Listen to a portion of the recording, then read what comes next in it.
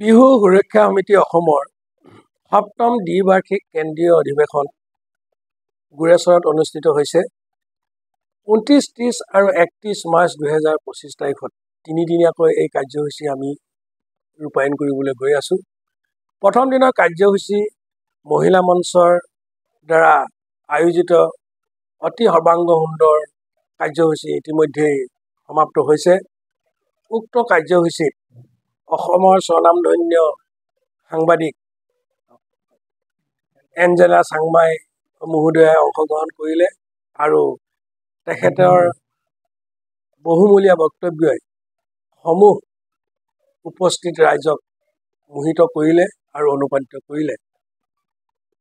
আজি আৰু কাইলৈ আমাৰ দুদিনীয়া কাৰ্যসূচী আৰু চলিব।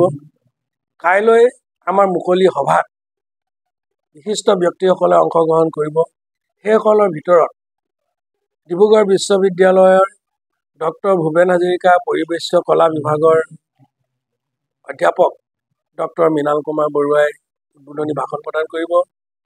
অসম উচ্চতৰ মাধ্যমিক শিক্ষা সংসদৰ প্ৰাক্তন সচিব ডক্টৰ কমলজ্যোতি গগৈয়ে নিৰ্দিষ্ট বিশিষ্ট অতিথি হিচাপে যোগদান কৰিব। ইয়াৰ উপৰি মাননীয় সাংসদ বিজেপি দলৰ সভাপতি দিলীপ শইকীয়া,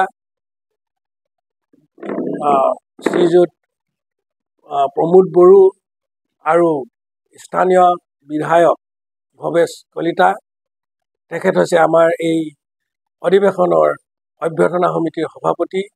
এই বিশিষ্ট ব্যক্তিসকলৰ উপস্থিতিত আমি কাইলৈ 12 বজাৰ পৰা আমি মুকলি সভা অনুষ্ঠিত কৰিম।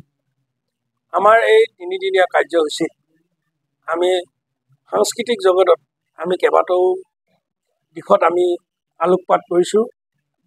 তাৰ ভিতৰত প্ৰথম হ'ল যে অহা 8 আৰু 9 এপ্ৰিল 2025 ডিব্ৰুগড় বিশ্ববিদ্যালয়ত বিহু পৰিৱেশ কলা হিচাপে আমি প্ৰতিষ্ঠা কৰিবলৈ ছেমিনাৰৰ জৰিয়তে আমি এখন পাঠ্যপুথি প্ৰণয়নৰ বাবে আমি এখন ছেমিনাৰ আয়োজন কৰিছোঁ ডিব্ৰুগড় বিশ্ববিদ্যালয়ৰ সহযোগত।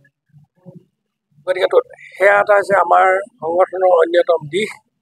বিহু সুৰক্ষা সমিতি অসম আৰু ডিব্ৰুগড় বিশ্ববিদ্যালয়ে যুটীয়াভাৱে আমি এই কাৰ্যসূচী লৈছোঁ। এই কাৰ্যসূচীৰ আমি ফলাফলক লৈ আমি অত্যন্ত আগ্ৰহী যে এই বিশ্ববিদ্যালয়ৰ মজিয়াতেই বিহু সম্পৰ্কীয় পৰিৱেশ কলা হিচাপে বিহুৰ নাম, নাচ আৰু বাদ্যবাদন সম্পৰ্কত আলোচনা হ'ব। তাত গৱেষণা পত্ৰ পাঠ হ'ব। উক্ত গৱেষণা পাঠৰ ভিত্তিতে পাঠ্যপুথি প্ৰকাশ কৰি আমি বিশ্ববিদ্যালয়ৰ পাঠ্যক্ৰম হিচাপে বিহুক আগুৱাই লৈ যাব বিচাৰিছোঁ। ইয়াৰ উপৰিও বিহু সুৰক্ষা সমিতিৰ উদ্যোগত অসম উচ্চতৰ মাধ্যমিক শিক্ষা সংসদৰ জৰিয়তে ইতিমধ্যে একাদশ আৰু দ্বাদশ শ্ৰেণীত বিহুৰ পাঠ্যক্ৰম অসমত চলি আছে।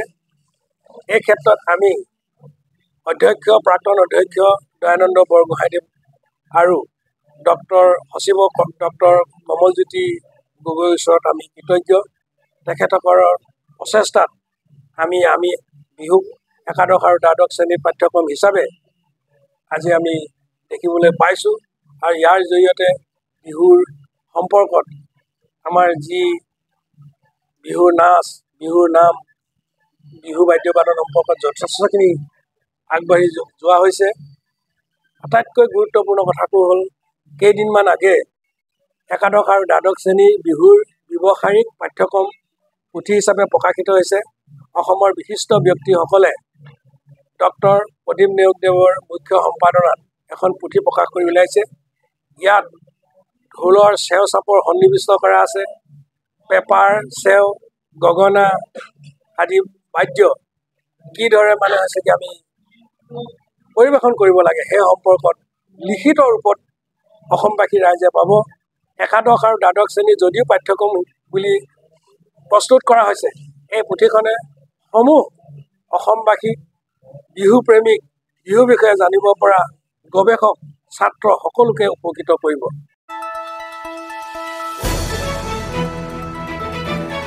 দ্য নিউজ লেন্স, অবিৰত তথ্যানুসন্ধান, আপোনাৰ সেৱাত খবৰ সন্ধান। The news lens.